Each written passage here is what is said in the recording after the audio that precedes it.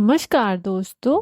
आज हम बात करेंगे अत्रि ऋषि के बारे में। अत्रि ऋषि कौन थे? क्यों प्रभु श्री राम वनवास के समय अत्रि ऋषि के आश्रम गए थे? त्रिदेव ब्रह्मा, विष्णु, शंकर अत्रि ऋषि के आश्रम में क्यों रहे? चलिए शुरू करते हैं। अत्रि ऋषि ब्रह्मा के मानस पुत्रों में से एक थे। अत्रि ऋषि बहुत तेजस्वी और ज्ञानी थे। 7 महर्षियों की सूची में इनका नाम लिया जाता है, या यूं कहें कि अत्रि ऋषि को सप्तऋषियों में गिना जाता है। इसके साथ साथ इन्हें प्रजापति भी कहा जाता है। इन्होंने अपना पूरा जीवन भगवान की भक्ति और सेवा में समर्पित किया था। वो जंगल में एक वनवासी की तरह रहकर अपना जीवन यापन करते थे। ऋग्वेद में भी इनका उल्लेख देखने को मिलता है। इसके साथ ऋग्वेद के 5वें मंडल को अत्रि मंडल के नाम से भी जाना जाता है। ऋषि अत्रि को अश्विनी कुमारों की भी कृपा प्राप्त थी। एक बार ऋषि अत्रि समाधि में इतने लीन थे कि उन्हें पता ही नहीं चला कब दैत्यों ने इन्हें उठाकर शत्रद्वार यंत्र में डाल दिया और इनको जलाने का प्रयास करने लगे। तब अश्विनी कुमारों ने वहां पहुंचकर उन दैत्यों को चुंगल से इनको बचाया। अत्रि ऋषि का उल्लेख न सिर्फ ऋग्वेद में बल्कि हिंदू ग्रंथ रामायण और महाभारत में भी देखने को मिलता है। आगे चलकर इनका विवाह कदम ऋषि की पुत्री अनुसुईया से हुआ था, जो एक महान पतिव्रता के रूप में आज भी जानी जाती है। अपनी पतिव्रता और सतत सेवा से इन्होंने अत्रि ऋषि का दिल जीत लिया था। देवी अनुसुईया को भारतवर्ष की सर्वश्रेष्ठ सती साध्वी नारियों में ऊंचा स्थान दिया गया है।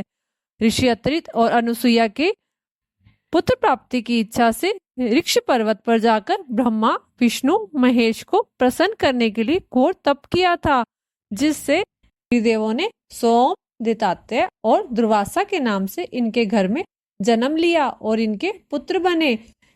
भगवान अपने भक्तों का यश बढ़ाने के लिए समय समय पर लीला करते रहते हैं। ऐसे ही त्रिदेव के जन्म पर आधारित है एक लीला जो इस प्रकार से है। ऋषि अत्रि और माता अनुसुईया अपना दाम्पत्य जीवन बड़ी ही सहजता से व्यतीत कर रहे थे, और जिसके चलते माता अनुसुईया की पतिव्रता की महिमा चारों तरफ फैलने लगी।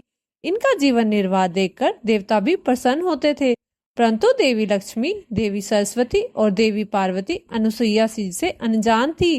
एक बार नारद जी ने लक्ष्मी जी को बताया कि अनुसुईया की पृथ्वीलोक पर चित्रकूट के पर्वत पर अपने पति ऋषि अत्रि के साथ रहती है। उनकी पतिव्रता देखकर मैं कृतार्थ हो गया। तीनों लोकों में उनके समान कोई पवित्र स्त्री नहीं है।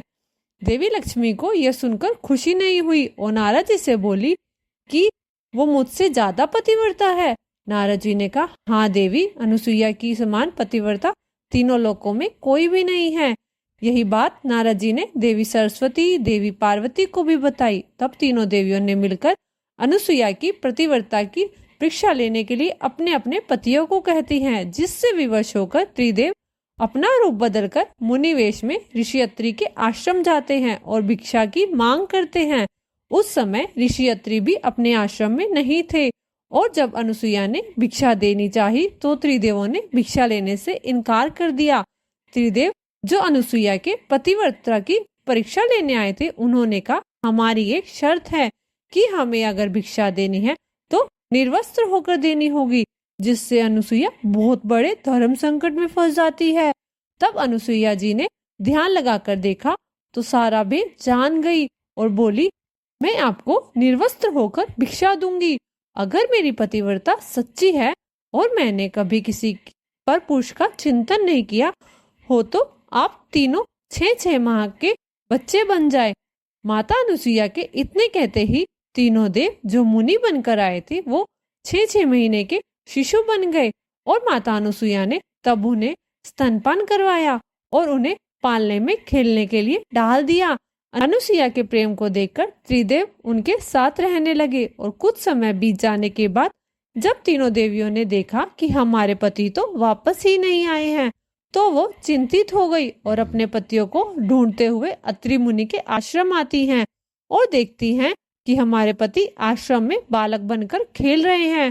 उन्हें देखकर अनुसुईया जी उनका परिचय मांगती हैं, तो उन्होंने बताया कि हम इन त्रिदेवों की पत्नियां हैं।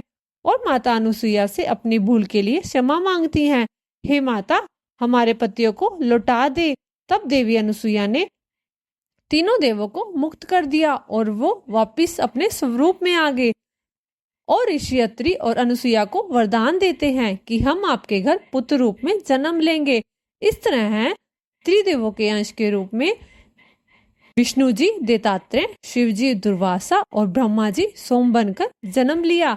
अत्रि ऋषि का जीवन कई युगों से जुड़ा है। रामायण के दौरान वनवास के समय ऋषि अत्रि और माता अनुसुईया की भक्ति को सफल करने के लिए स्वयं प्रभु श्री राम और सीता जी और लक्ष्मण के साथ उनके आश्रम गए थे, जहां माता अनुसुईया ने सीता जी को पतिव्रता का उपदेश दिया था, उन्हें दिव्य वस्त्र और आभूषण दिए थे। ऋषि अत्रि सत, रज और तम तीनों गुणों से परे थे। वह हर गुणों के भंडार थे और चित्रकूट के तपोवन में कुटिया बनाकर रहते थे और हमेशा सदा सादा जीवन जीते थे। ऋग्वेद में अत्रि ऋषि के संगीत की रचनाओं के लिए बहुत महत्वपूर्ण है। दोस्तों, थी ऋषि अत्रि और पतिव्रता माता अनुसुईया की कहानी। कैसे एक पतिव्रता के सामने त्रिदेव छोटे से बालक बन गए।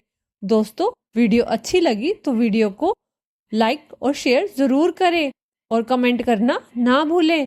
हमारे चैनल को सब्सक्राइब जरूर करें, जिससे हम आपके लिए ऐसे ही वीडियो लाते रहें। धन्यवाद।